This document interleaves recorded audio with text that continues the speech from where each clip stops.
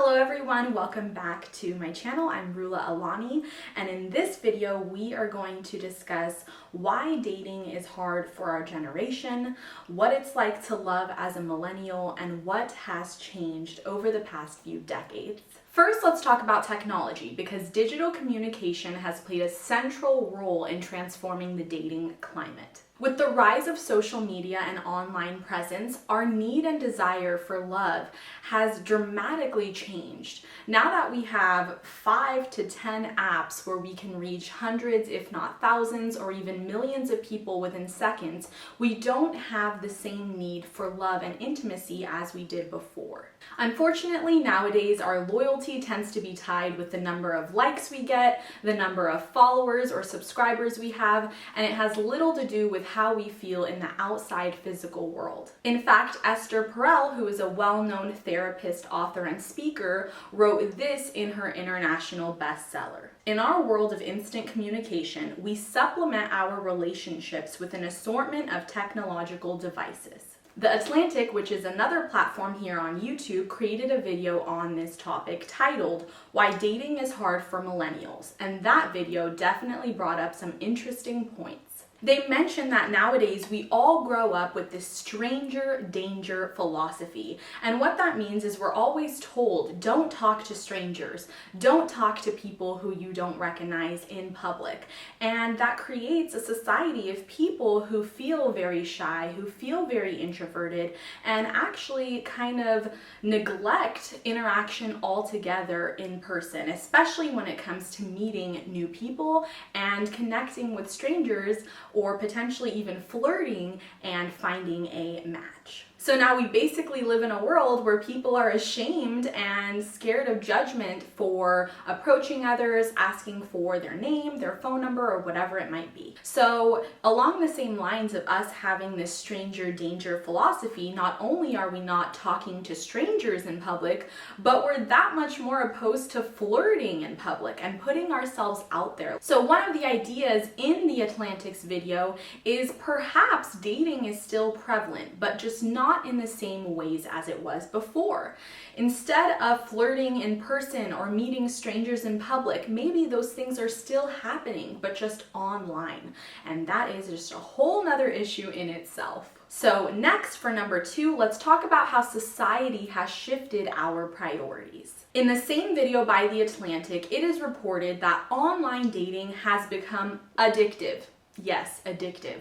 As in, they create these apps with game-like strategies in mind, and they create the swiping feature so that it becomes highly addictive, so that people end up staying on the app. They're not actually downloading the app in the hopes of meeting someone, but they're basically just passing time. So maybe this means that we're all dating even more so nowadays, but it's just casual, and we're not actually seeking those deeper commitments like we were before. Furthermore, marriage is not the ultimate goal anymore. Dr. Alexander Solomon, a clinical psychologist and professor, reported that there's a fear of falling in love that young people come by honestly because they often have been given a message from the time they were this big. It's education first, it's performance first, it's achievement first, it's ambition first. I have to have all these boxes checked off before I can even imagine bringing another person into my life. So this is actually a really sad and empty way of looking at things. But when I read this quote, it really resonated, because I do believe that nowadays our parents always tell us, don't think about dating, don't think about boys, don't think about, dating girls, wait until you have an education, a career, a job, a house, a car, whatever it is. And we're always adding to that list of what we need before we're able to date. But maybe that is a twisted way of looking at this. Maybe instead, love is actually more important than these other things that we place on such a high pedestal.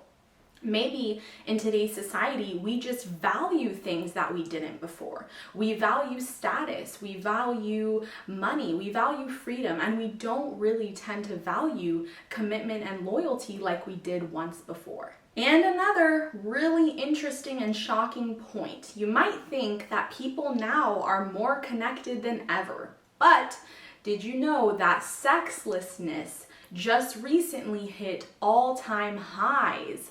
So this is pretty interesting because people think that nowadays, we have so much freedom to choose the partner who we're with, to choose whether or not we want to sexually engage. But as we can see from this statistic, people aren't having as much sex as they did 10, 20 years ago. A 2018 article in the Washington Post reported that the number of Americans not having sex has reached an all-time high in 3 decades for the category of those ages 19 to 29. So can you believe that? It's not that sex has just decreased across all age levels, but there is actually a decrease in the younger age levels, in the millennial age group. And another interesting point is that men in this category actually report even less sex, almost 10% less sex than their female counterparts.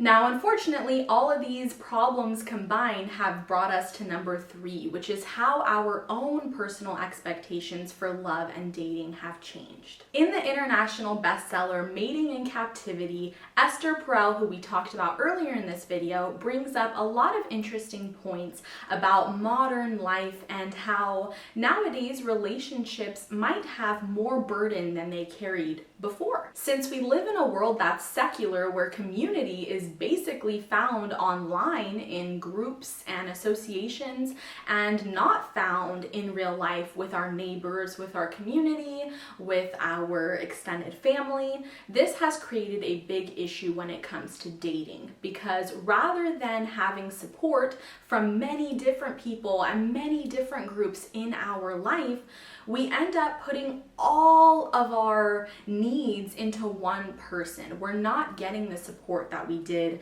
back a long time ago because we are, for the most part, separated from our extended families. We don't have that many long-term friends who live next to us. And so in the end, we end up placing all of our trust, all of our confidence, all of our expectations on the partner that we ultimately choose. Esther Perel writes, "What is different is that modern life has deprived us of our traditional resources and has created a situation in which we turn to one person for the protection and emotional connections that a multitude of social networks used to provide. Adult intimacy has become overburdened with expectations." So rather than having so many different support groups within our friends, within our family, within our community, within our work environment, we are now basically really separate from everyone. And instead, we are putting all of those expectations into one person. Furthermore, because of social media and the ease at which we can find information nowadays, as soon as we meet someone, we are compelled to know everything about them. And also, this creates a situation where we tend to judge people or stereotype them or place them in a box right after meeting them based on what their online profiles convey. This is another quote from the Mating in Captivity book, and it goes, "In our era of communication, intimacy has been redefined. No longer is it the deep knowledge and familiarity that develop over time and can be cultivated in silence. Instead, we think of intimacy primarily as a discursive process, one that involves self-disclosure, the trustful sharing of our most personal and private materials, our feelings." So nowadays, we are looking at intimacy more of a form as sharing about our life rather than connection or bonding or physical touch. We are now defining intimacy as how much you know about someone or what facts you know about their history and their life. So with this need for more information, for more pictures, for more info about what this person is involved with, what jobs they've had, who their friends are, we then confuse love with control. Because we're not accustomed to learning about people patiently over time, we instead forcefully want to learn about them as quick as possible. Esther Perel writes, some couples take this one step farther, confusing intimacy with control, when the impulse to share becomes obligatory, when personal boundaries are no longer respected, when only the shared space of togetherness is acknowledged and private space is denied, fusion replaces intimacy, and possession co-opts love. Deprived of enigma, intimacy becomes cruel when it excludes any possibility of discovery. Where there is nothing left to hide, there is nothing left to seek, end quote. So this is just such a beautiful depiction. I love how Esther Perel phrases her words, and that's why I'm using a lot of her quotes in today's video. But it is so true that nowadays you look around and so many people are in relationships. But really, I see them more as ownerships. People think that they own another person's time and space and ability to decide for themselves. And I'm hearing more and more couples, both men and women, who meet someone and right off the bat, that person doesn't want them engaging in certain activities. They don't want them hanging out with certain people, and they're imposing rules and restrictions on them, and the need to know their passwords and their email and this and that and more information. And people tend to lose sight of what love truly is. Love is understanding. Love is able to look at something and have love for it without fully knowing every single thing about it. Love is a mystery. Love is about learning more slowly over time through that person's actions and words. I think that we've all been in a situation that was not love, and it was more possession, and it was more ownership, and it was more a controlling environment. And it's so sad because love does not thrive there. Love thrives in freedom. Love thrives amongst two people who have respect for one another, who trust each other, who know that the other person is going out into the world and representing both of them in their best state. Love is allowing your partner to be themselves and to not impose rules or restrictions, right? Because instead of trying to own someone, we should just love them for their imperfect selves, right? It's like that quote about the rose, and it says if you truly love a rose, you don't pick it, you don't pluck it out from the soil. You leave it intact with its roots to watch it grow and develop. So I find that just absolutely amazing. I've been in relationships where I did feel controlled, and I wasn't able to fully blossom into the woman that I am today. It wasn't until I met my partner that I'm with right now, currently, that I truly felt like this man fully respected me for me. He just knew that I loved him and I had his best interests at heart, and he's allowed me to flourish and learn and grow and make mistakes, of course. But that's the beauty of love. And unfortunately, because of this, we have the need to know everything about someone before we're ready to commit to them. And this is probably because we're able to find a spreadsheet of their wins and losses, basically their resume on LinkedIn, who they've ever dated on Instagram and Facebook, and we're able to find just so much information online that it's tainted the natural process of learning about someone. Before we talk about common issues that arise amongst millennials when dating, let's talk about one last Esther Perel quote. Love enjoys knowing everything about you. Desire needs mystery. Love likes to shrink the distance that exists between me and you, while desire is energized by it. If intimacy grows through repetition and familiarity, eroticism is numbed by repetition. It thrives on the mysterious, the novel, and the unexpected. Love is about having. Desire is about wanting. An expression of longing, desire requires ongoing elusiveness. It is less concerned with where it has already been than passionate about where it can still go.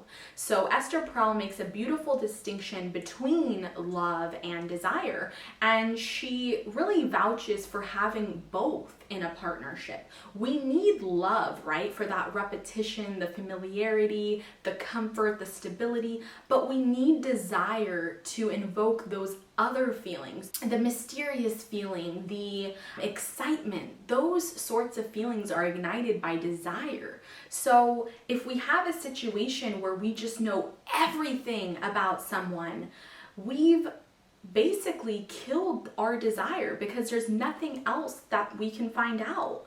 So we should always maintain this small level of desire and unknown in our relationships because that balances out our love. We confuse love with control and we forget that desire becomes crushed when we know too much too quick. Now let's just quickly go over some of the common problems and issues that arise for dating millennials. So different life goals regarding if they want marriage or children. That's a huge one because nowadays we live in a society where not everyone wants to get married and have kids. So that's definitely a new dynamic, but it causes some confusion, and I definitely recommend couples talking about this very soon within the first few dates so you don't waste any time. The next issue is an inability to communicate over conflict. Once again, because everything's online nowadays via text, via DM, via Snapchat, we don't really know how to convey things in person through our words, especially when conflict and uncomfortable situations arise.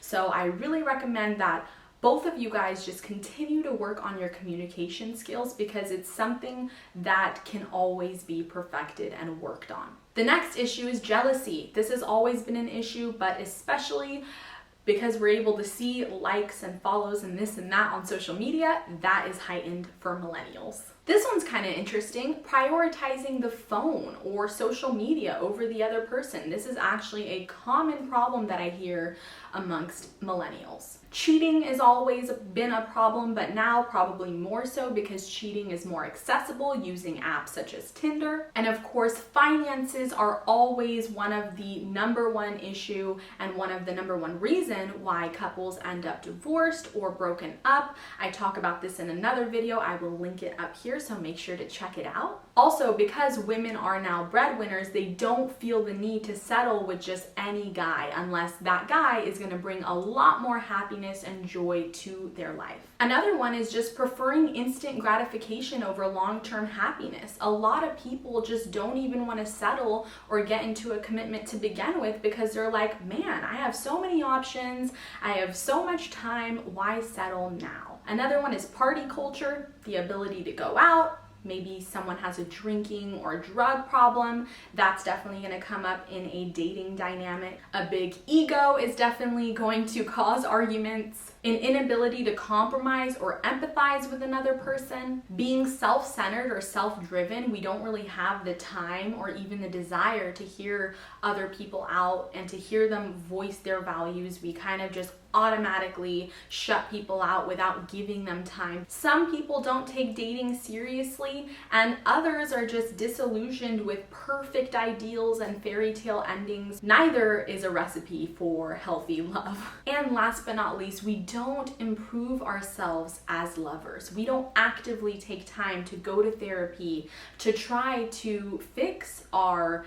imperfections and weaknesses. I honestly think that love is the most beautiful experience that we can witness in life. It's truly disheartening that millennials are turning away from each other and turning towards their phones. Until we start valuing in-person conversation and dialogue again, we are going to continue living in a society where people don't feel confident approaching strangers in public, and we are going to have to resort to dating online. Rather than view dating as a game, blame society or blame technology or social media, we can all make a conscious decision to improve ourselves as lovers, to not try to find out every single fact about someone in the shortest time possible, to compromise more often, right?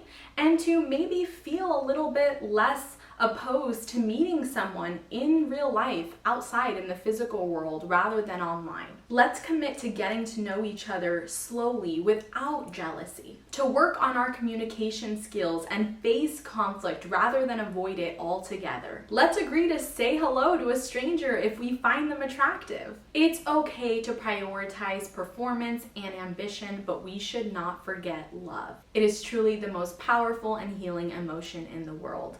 I hope that you guys all enjoyed this video. Make sure to comment down below how you think dating has changed for millennials, and I can't wait to see you all soon.